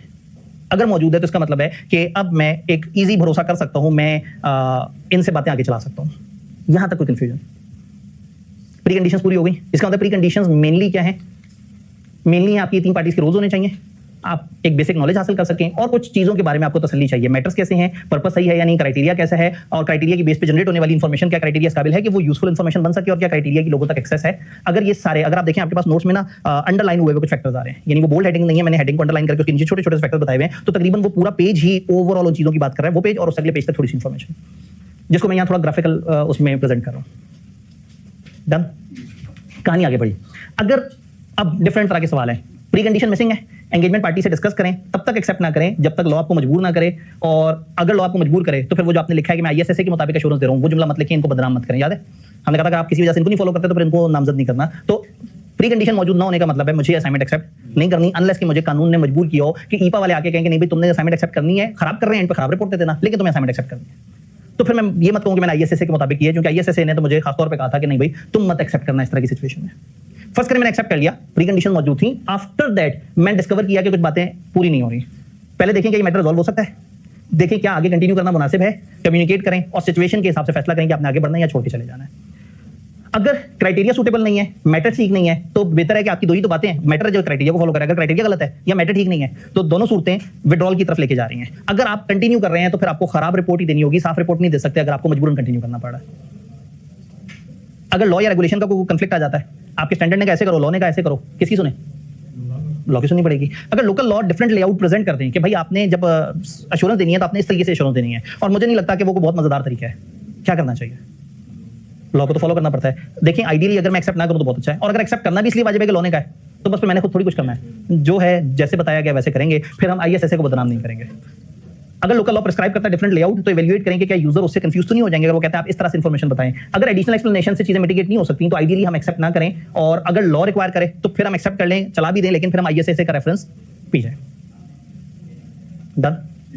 यहां हमारे जो एक्सेप्टेंस कंटीन्यूअस और उससे रिलेटेड जो छोटे छोटे सवालों से रिलेटेड कोई कंफ्यूजन, प्रीकंडीशन पूरी हो गई। अब उनके साथ बैठे और कहें आओ एग्रीमेंट के टर्म्स लिखते हैं। अभी तक हम टर्म्स लिखने की तरफ नहीं आए थे, अभी तक तो हम कह रहे थे कि हम क्या इनका काम पकड़ें या ना पकड़ें। तब क्या होगा, जिसको आप ऑडिट में कहते थे एंगेजमेंट लेटर, अब आप इसी तरह से एक टर्म्स ऑफ रेफरेंस को उनके साथ एक लिखत पढ़त करेंगे, और टर्म जो है वो एक एंगेजमेंट लेटर में या किसी भी और तरह के एग्रीमेंट में जिसमें सफिशिएंट डिटेल हो, जिससे आप बाउंड्रीज फाइनलाइज कर सकें कि क्या होगा। मेनली क्या है, ऑब्जेक्टिव्स क्या होंगे, स्कोप जो बताएगा सस्टेनेबिलिटी इंफॉर्मेशन कौन सी है और कौन सी नहीं है, मैंने कौन कौन सी चीज चेक करनी है और कौन कौन सी चीज चेक नहीं करनी। रिपोर्टिंग बाउंड्री क्या है, किसके मुताबिक रिपोर्ट करनी है, किसको रिपोर्ट करनी है। अश्योरेंस का कौन सा लेवल चाहिए, रीजनेबल चाहिए, लिमिटेड चाहिए, या दोनों का कॉम्बिनेशन चाहिए। क्राइटेरिया कौन सा है, एक्सप्लिसिट स्टेटमेंट कि मैं आईएसएसए 5000 को फॉलो करूंगा। एक्सपेक्टेड रिपोर्ट फॉर्म और किस तरह की चीजें by the end of this assignment. For example मुझे उन्होंने बुलाया सस्टेनेबिलिटी पे काम करो, मैं सस्टेनेबिलिटी देखी और जाते जाते जो है ना वो डायरेक्ट जो उनकी सस्टेनेबिलिटी कमेटी है उनसे एक आखिरी मीटिंग की। मैंने कहा लो जी अब हमारी असाइनमेंट कंप्लीट हो गई, आप सब लोग उठे, वो सब उठे, उन सबको गले लगाया और कहा अल्हम्दुलिल्लाह बड़ा जबरदस्त रहा, बड़ा मजा है आप लोगों के साथ काम करके, आप अच्छे लोग हैं, और चले गए। कुछ गलत तो नहीं, उनको तसल्ली चाहिए थी ना, तो मैंने तो जब भी डाल के तसल्ली देती है, रिपोर्ट नहीं थी। मैं एक पूरी असाइनमेंट करूंगा और असाइनमेंट के एंड पे मैंने क्या देना है, एक कागज का टुकड़ा, और अगर वो कागज का टुकड़ा ही पहले से एग्री नहीं है तो किस तरह का होगा। भाई मैं किसी बंदे को बुलाऊंगा तुमने एसी ठीक करना है, तो by the end of this assignment क्या होगा, मेरा एसी ठंडी हवा दे रहा होगा, एक आउटपुट डिफाइंड है ना। मैं किसी को कहा कुर्सी बनाओ, तो by the end of this assignment क्या होगा, मुझे एक तैयारशुदा हालत में कुर्सी मिलेगी। मैंने किसी से कहा मेरा सस्टेनेबिलिटी एश्योरेंस की असाइनमेंट करो, तो by the end of that assignment मुझे क्या मिलेगा, जो एंगेज कर रहा है उसको अल्टीमेटली फाइनल आउटपुट क्या मिलेगा। तो you have to give an idea, reference देना है। भाई डे 1 पे आप रिपोर्ट तो नहीं दे सकते ना उन्हें, रिपोर्ट की तो पता नहीं क्या शक्ल होगी, लेकिन आप ये जरूर बता सकते हैं कि ये वाली रिपोर्ट मैं आईएसएसए 5000 के एंड पे मौजूद एनेक्सर्स में जो पैटर्न दिया गया है उसके मुताबिक दे रहा हूं। रिपोर्ट के ऊपर हमारा अलग चैप्टर है, हमने प्रोसीजर्स को एक चैप्टर में डाला हुआ है और रिपोर्ट को अलग चैप्टर में। रिपोर्ट वाला फास्ट होगा क्योंकि वो काफी हद तक आपकी ऑडिट वाली रिपोर्ट से मैच करता है। तो ये सारी चीजों का आपको आइडिया देंगे।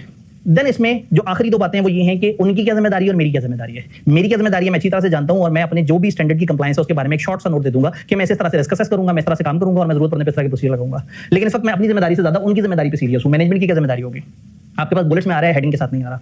सस्टेनेबिलिटी इंफॉर्मेशन प्रिपेयर करना मैनेजमेंट की जिम्मेदारी है, अच्छे इंटरनल कंट्रोल्स मेंटेन करना उनकी जिम्मेदारी है, मुझे प्रैक्टिशनर को unrestricted access to relevant information देना उनकी जिम्मेदारी है, और जहां जहां मैं उनसे खत मांगू, खासतौर पे जब मैं एंड पे उनसे खत मांगू तो वो रिटन रिप्रेजेंटेशन देना उनकी जिम्मेदारी है। यहां तक एंगेजमेंट लेटर की बातें समझ आई। तो एंगेजमेंट लेटर में कौन सी 6-7 तरह की इंफॉर्मेशन होगी, स्कोप और रिपोर्ट किस तरह की होगी। हम आईएसएसए 5000 को फॉलो करेंगे। मैनेजमेंट की ये 4-5 तरह की जिम्मेदारी हैं, मेरी इस तरह की जिम्मेदारी होगी जी।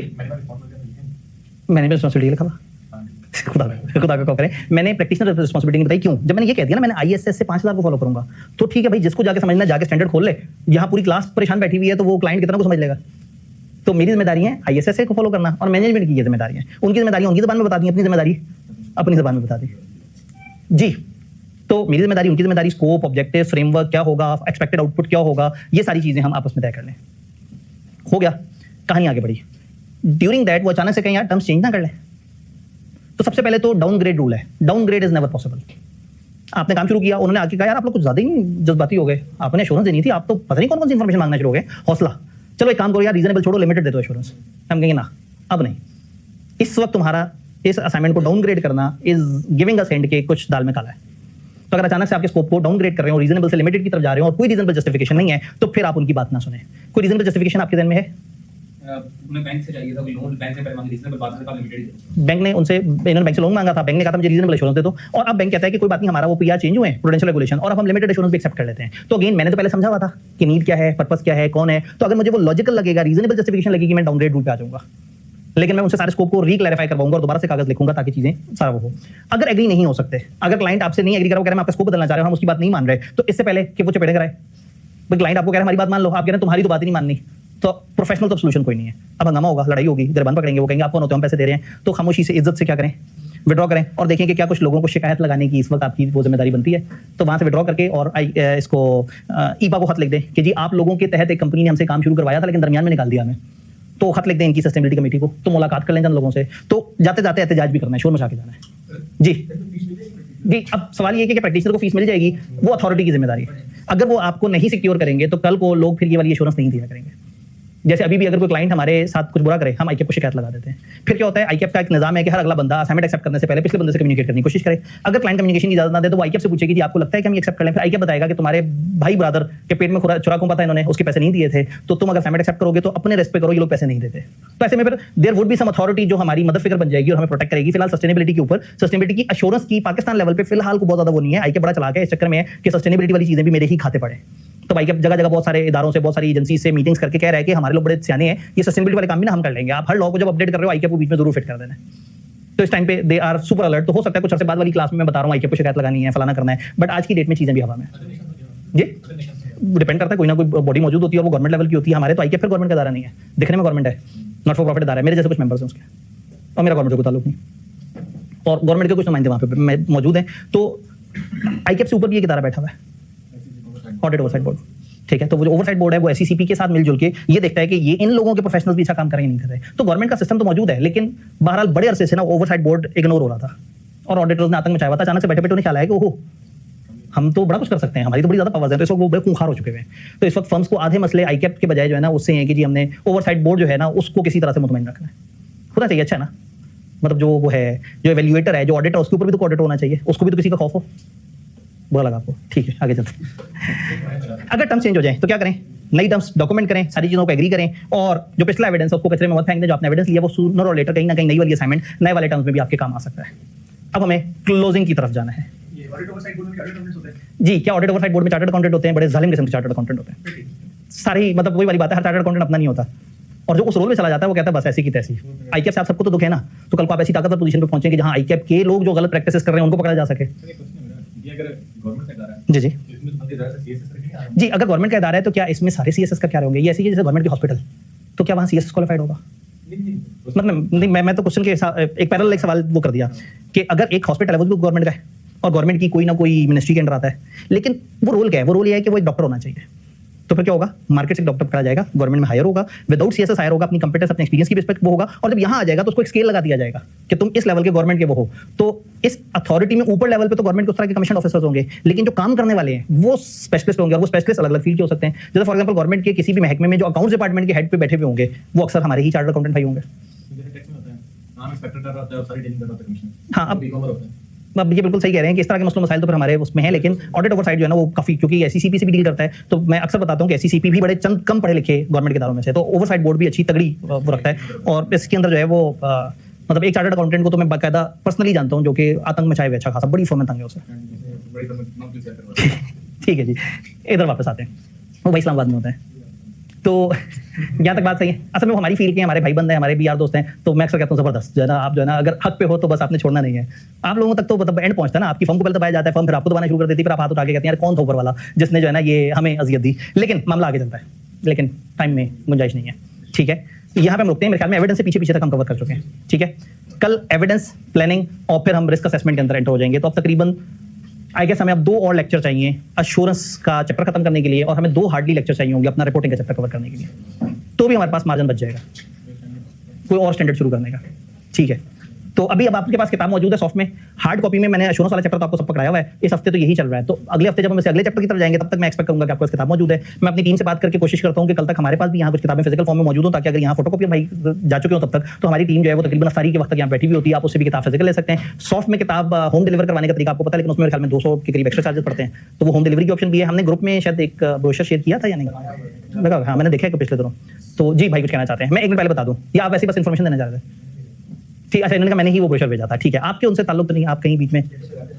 ठीक है, चलें। इन्होंने कहा वो स्टेटस लगाते हैं, वो भी बड़े चलाक हैं। इधर चीज प्रिंटिंग में होती है, उन्हें पता होता है कि जब हम स्टेटस लगाएंगे फिर उसके एक आध दिन लोग ऑर्डर भेजेंगे, फिर ऑर्डर के बाद 2-3 दिन एक्सपेक्ट करेंगे, तो उन्होंने अपना वो वर्किंग प्रोसेस भी उसी में शामिल कर लिया। तो आई पर्सनली बिलीव कि उस वक्त जब स्टेटस उन्होंने शेयर किया था शायद फिजिकली उनके पास मौजूद ना हो, वो शाम आ गई थी। अरे वाह जबरदस्त, क्योंकि मुझे हो रहा था सस्टेनेबिलिटी एक अर्जेंट वो चीज़ है। मैंने जितना मर्जी सुस्ती दिखाई है, उन्होंने जो है ना वो सुपर अलर्ट रहना है। मैं आपको कहा था लास्ट वीक भी, आप टेंशन ना लें, अब उनका इतना बड़ा स्टेक है कि वो इस वक्त क्योंकि को प्रॉपर किताब ही नहीं है, एक आध बंदे ने ChatGPT से अजीब सी किताब बनवाई है, उसके बाद सारे सर पकड़ के बैठे हुए हैं। हाँ नहीं, असल में शुरू में तो लोगों ने जज्बातियों के लिए वो मोटी सी किताब, और उसके बाद उसे जब खोल के देखा तो अब अगेन वही वाली बात है कि मेरी फील्ड के हैं तो मुझे ऐसा नहीं कहना चाहिए, लेकिन बहरहाल मतलब यूजर और उस यूजर की नीड को समझना भी बड़ा जरूरी है। तो again that gives me opportunity कि मैं अपनी किताब पे जरा ज्यादा टाइम, तो ऐसे में मैं उन्हें फिर कहता रहा कि भाई अभी मुझे टाइम लगेगा, क्वालिटी अच्छी होनी चाहिए। लेकिन अब आप लोगों की इफ्तारी मिस ना हो जाए, तो कहानी में आप ब्रेक लगाते हैं, कल इंशाल्लाह ताला मिलते हैं।